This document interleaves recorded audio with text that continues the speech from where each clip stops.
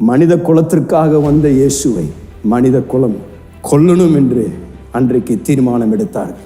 இயேசு இதெல்லாம் சகித்த நோக்கம் உங்களுக்காகவும் எனக்காகும். ஒரு வார்த்தையும் சொல்லாமல் அன்றைக்கு மௌனமாய் இருந்த காரணம், அவர் உங்களை குறித்து நினைத்து கொண்டிருந்தார், என்னை குறித்து நினைத்து கொண்டிருந்தார்.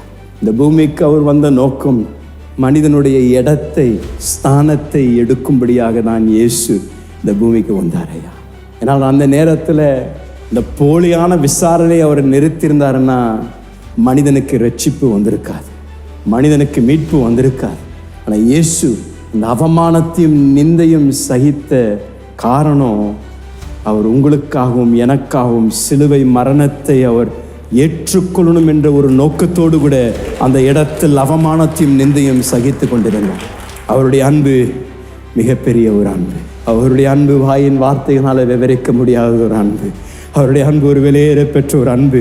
தாயின் வயிற்றில் உருவாக்கும் முன்பதாகவே நம்மை பெயர் சொல்லி அழைத்த அந்த தேவ அன்பையா, நித்திய அன்பையா, நம்மை பின்தொடரி வரக்கூடிய ஒரு அன்பு, நம்மை தேடி வரக்கூடிய ஒரு அன்பு, குழியில் இருக்கின்ற நம்மை தூக்கி எடுக்கக்கூடிய அன்பு, நம்மை சுத்தப்படுத்துகின்ற அன்பு, நம்மை நீதிமானாய் நிறுத்தும்படியாக செய்த அந்த அன்பையா. இந்த காலையில் நான் இயேசுவின் அன்பை குறித்து என்னுடைய வாயின் வார்த்தையினால் உங்களுக்கு போதுமான அளவில் விவரிக்க முடியாது. ஆனால் அன்றைக்கு அந்த சங்கத்தில் நின்று கொண்டிருந்த இயேசு அன்பு உங்களுக்காகவும் எனக்காகவும் இருதயம் துடித்து கொண்டிருந்தது.